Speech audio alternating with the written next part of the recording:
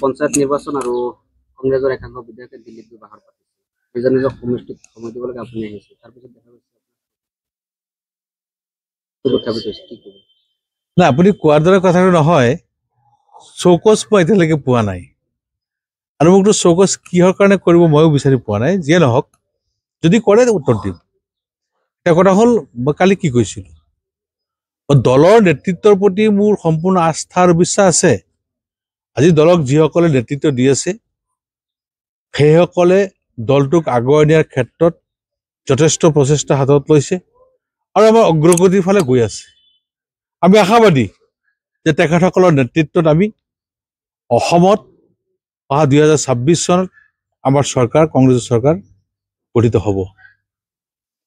পঞ্চায়ত নিৰ্বাচন সম্পৰ্কে মই এইটোৱে কৈছিলোঁ আজি আপোনালোকৰ সংবাদ মাধ্যমত এই কথাটো আনিছে যে আমাৰ যিসকল আহমেদাবাদত গৈছে তেওঁলোকৰ কথা মই কোৱা নাই আহমেদাবাদত অল ইণ্ডিয়া কংগ্ৰেছ কমিটিয়ে ৱৰ্কিং কমিটি বৈঠক দিছে 8 তাৰিখ 9 তাৰিখ তাত তেওঁলোক মাতিছে তেওঁলোক যাবই লাগিব তাত আৰু তেওঁলোক তাত গৈ অংশগ্ৰহণ কৰা মানে আমাৰ অসমৰ কংগ্ৰেছৰ শক্তি আৰু বৃদ্ধি পোৱা মই তেওঁলোকক ধন্যবাদ আৰু কৃতজ্ঞতা জ্ঞাপন কৰিছোঁ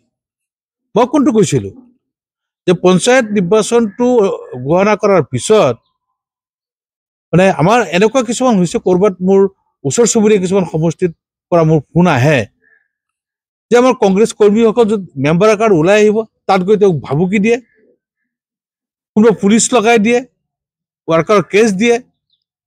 কিন্তু যিসকল প্ৰাৰ্থিত্ব প্ৰত্যাশী